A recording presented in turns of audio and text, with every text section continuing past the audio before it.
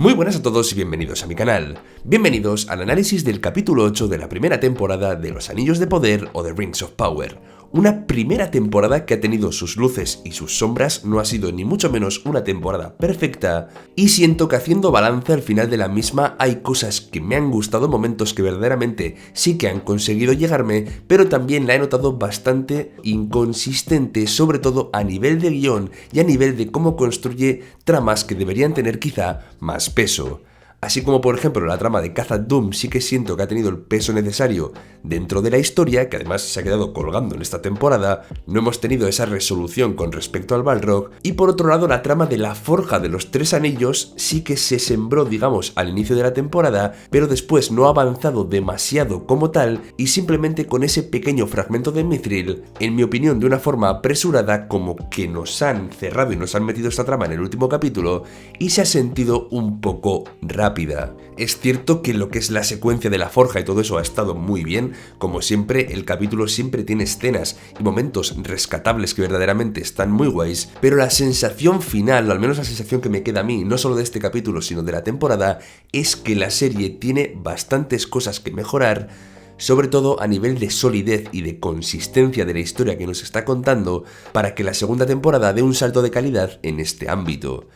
Es verdad que si esto se mejora y se consigue un guión verdaderamente consistente, si lo sumamos a la perfección visual prácticamente que nos ofrece esta historia, podemos tener una de las mejores series de los últimos años, pero de momento se queda en un intento que para mí no es un fracaso, porque yo sí que he visto la primera temporada con interés y tenía ganas siempre de que llegara el siguiente capítulo y me ha entretenido, pero de una serie de la que se esperaba tanto, volviendo a la Tierra Media, y a la cual Amazon Prime Video le ha dado tanto peso, digamos que podía haber sido mejor en apartados que ha fallado. Ahora bien, dicho esto, vamos a ir a analizar concretamente este capítulo 8, un episodio que cierra la primera temporada y que tiene cositas curiosas que comentar. Ya sabéis, suscribíos para no perderos más análisis de esta serie cuando vuelva y de otras series que seguramente también os interesen. Dejad un like y vamos allá.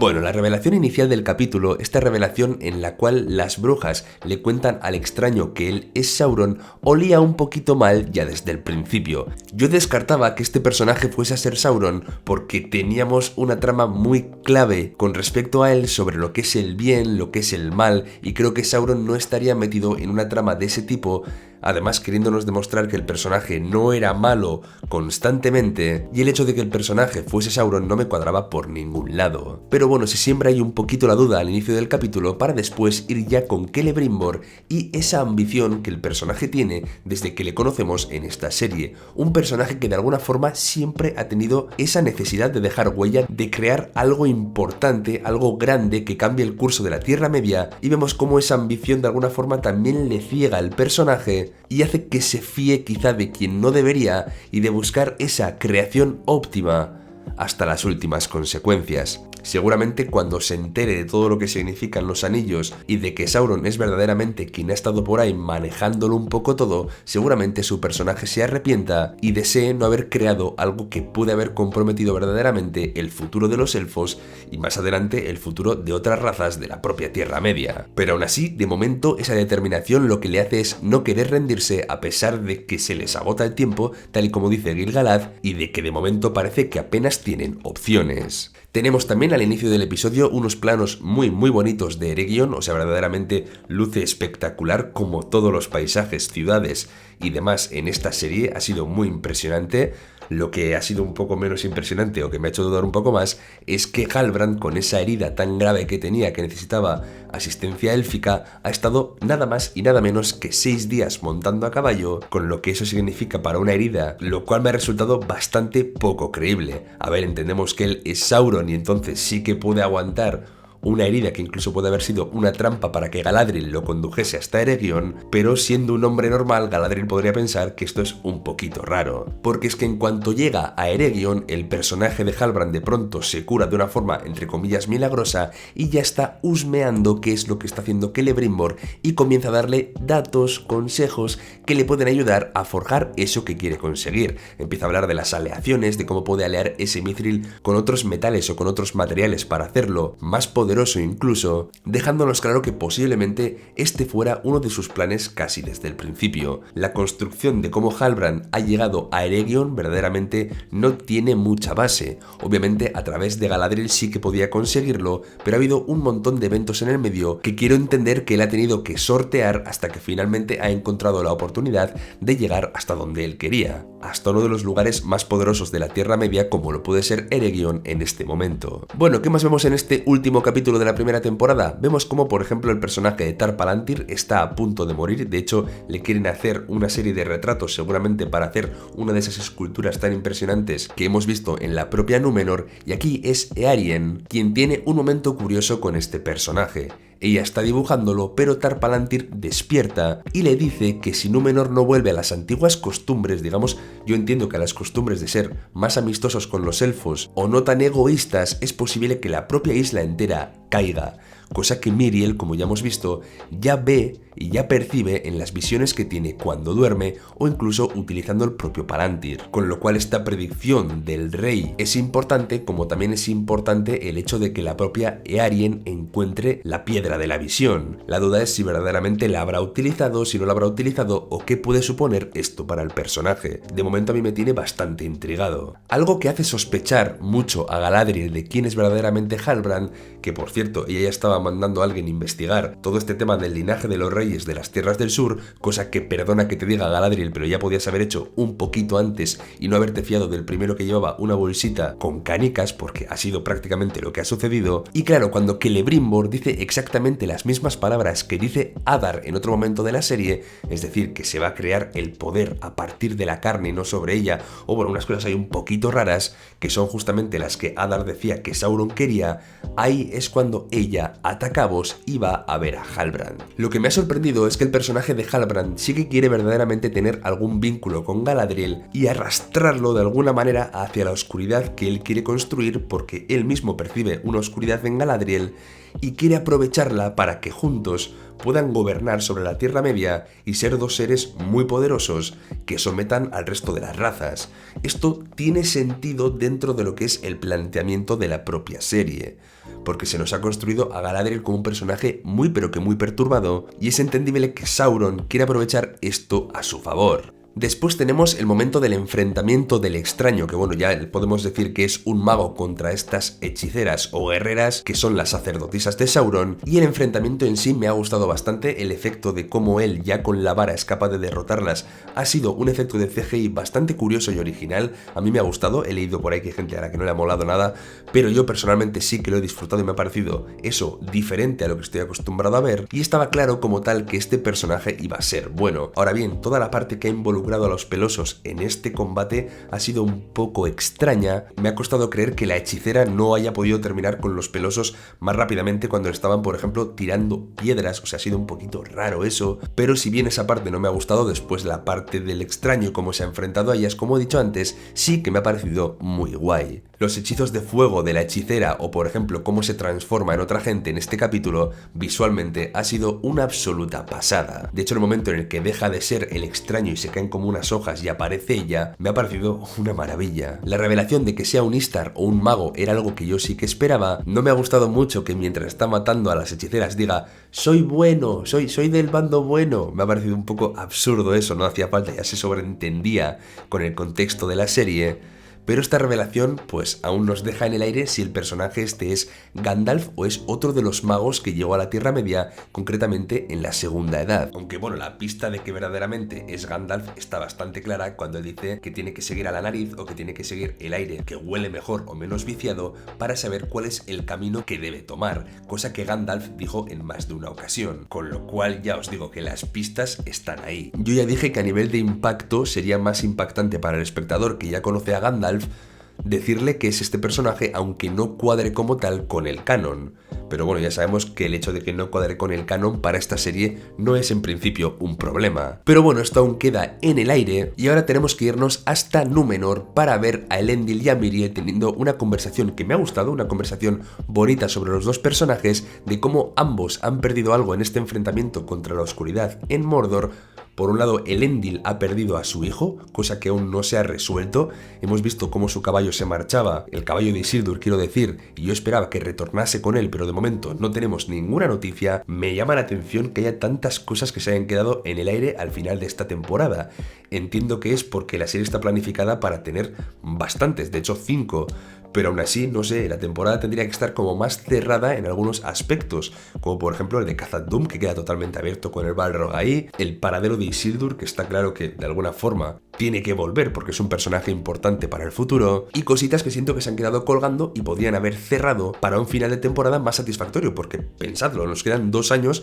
para saber si Isildur sigue vivo o no. Que sí que sigue vivo, pero para ver cómo sobrevive. Pero bueno, que me desvío, que la conversación sí que me ha gustado porque Miriel ha perdido la vista y Elendil ha perdido a su hijo. Y hablan de cómo a pesar de tener esas pérdidas, tienen que seguir adelante, tienen que seguir luchando, y esa es verdaderamente la clave de hacer que todo merezca la pena al final. De convertir esas pérdidas en una victoria por haber sido obstinados y haber seguido adelante. Y como digo, la conversación me ha gustado. Lo que no me queda del todo claro es si Miriel quiere que la gente sepa que es ciega o no. Es decir, en el capítulo anterior ella no quería que nadie le viese siendo ciega, pero después no para de llevar una venda en los ojos cuando está en presencia de sus soldados en el barco. Con lo cual no sé qué querrá cuando llegue a Númenor, y bueno, pues tendremos que esperar, como digo, otro par de años para ver cómo encara Miriel esa nueva ceguera. A su vuelta a Númenor tenemos las banderas negras ondeando por la muerte de Tar Palantir, con lo cual el personaje ya ha muerto, y habrá que ver qué es lo que ha hecho Pharazôn en el tiempo que Miriel ha estado fuera de Númenor, porque Pharazôn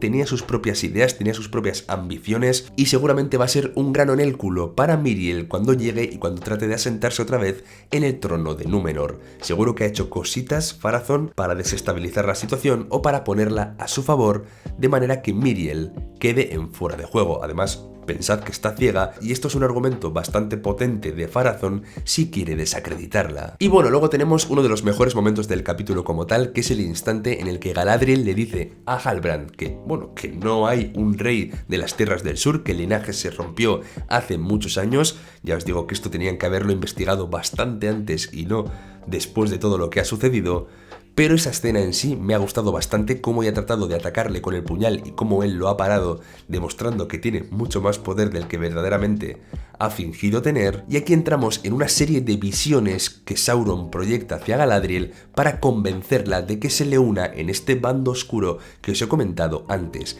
Las visiones han estado muy bien, primero manipulándola a través del recuerdo de su hermano, algo bastante duro para ella ya que es algo que ha tenido siempre dentro y lo que más daño le hacía hasta ahora, y por eso Sauron quiere utilizarlo para remover esa oscuridad y para convencerla. Después en un cara a cara también muy bueno en esa balsa, en el lugar en el que se encontraron, que si lo pensáis fue un encuentro súper fortuito que ahora por fin cobra sentido. Sauron pudo planearlo para acercarse a Galadriel y de esta forma acercarse a los elfos. Digamos que esto sí que da sentido a una trama que había sido como demasiado aleatoria y demasiado fortuita. Es curioso porque después de las visiones Galadriel despierta y lo que propone no es frenar la construcción de los anillos, sino construir 3 para que haya equilibrio. En esto Celebrimbor está muy de acuerdo y con ello se construyen los 3 anillos. ¿Qué se necesita? Plata y oro de Valinor, y por eso Galadriel deja su daga. Esto simbólicamente es muy importante porque esa daga simbolizaba su nexo con su hermano y al mismo tiempo también sus ganas de venganza. Era lo que la movía a querer ir contra Sauron de una forma ciega, y digamos que si se deshace de ella,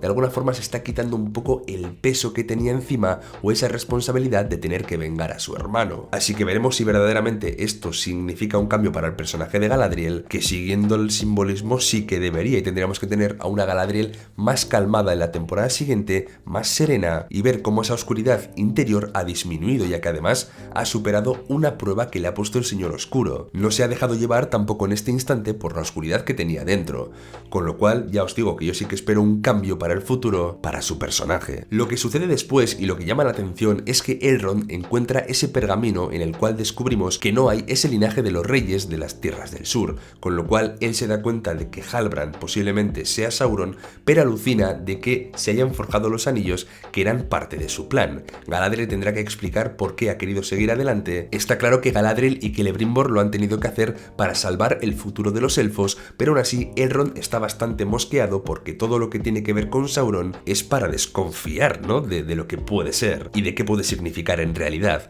Con lo cual Elrond también sabe la verdad, aún de momento Celebrimbor no, pero seguramente nos queda pendiente una conversación entre Galadriel y Elrond para hablar un poquito de cómo Halbrand ha hecho todo este engaño durante la primera temporada. Que ha sido un engaño un poquito a medias, porque cuando muchas veces teníamos escenas de Halbrand, la música se volvía bastante oscura, con lo cual había pistas por ahí de que este personaje escondía algo bastante turbio. O acordaos incluso de esa escena en la cual se liaba puñetazos en Númenor con un montón de hombres. Había algo turbio ahí en el personaje que se podía leer entre líneas. Luego la escena de la Forja de los Anillos ha sido muy bonita, han quedado un poquito horteras con esas gemas tan grandes, pero verdaderamente ha estado muy guay a nivel de dirección, al nivel de los planos detalle que hemos visto, incluso la música, o sea, sí que me ha gustado. Ya os digo que la trama ha sido un poco precipitada, pero la ejecución de la escena ha estado muy guay. Y después vamos ya con la trama final de los Pelosos, después de que la hechicera haya sido derrotada y el hecho de que este hombre, el extraño, haya recuperado parte de la memoria y ahora al menos pueda hablar bien y haya recuperado su personalidad, aunque no sepa cuál es su nombre o quién es verdaderamente. Y la trama que se nos abre es que este personaje tiene que ir a Rhûn, un lugar en la Tierra Media muy al este, al que le va a acompañar Nori. Este dúo para una aventura, alejándonos ya de los Pelosos como tal o como pueblo, me parece que puede dar muchísimo en la segunda temporada, porque es verdad que la trama de los Pelosos, con los carros, con la tribu, ha tenido cosas buenas, pero también se ha sentido un poquito pesada en toda la temporada. De hecho, en este capítulo tenemos un montón de escenas de despedida, de momentos que ocupan muchísimo episodio y que no aportan especialmente mucho, pero como digo, la química entre Nori y el extraño es tan buena que siento que ambos juntos en una aventura yendo hasta Rhûn, hasta tierras desconocidas que nunca hemos visto, adaptadas a nivel cinematográfico, creo que puede dejarnos momentos muy interesantes y ser, como digo, una trama muy buena de la segunda temporada. El capítulo termina con Halbrand, o bueno, ya con Sauron, llegando hasta Mordor, en la tierra en la cual él se va a asentar. Puede que quizá vuelva a cambiar de forma y visite a los enanos, visite a los hombres, vuelva a engañar a los elfos de alguna manera, pero podemos decir que el Señor Oscuro ha vuelto a casa y que, como diría aquel, se vienen cositas. Con esto cerramos una primera temporada que ya os digo que en mi opinión no ha sido ni mucho menos perfecta, y aún así ha sido una serie que he disfrutado, que me ha dado cosas que me han gustado de verdad,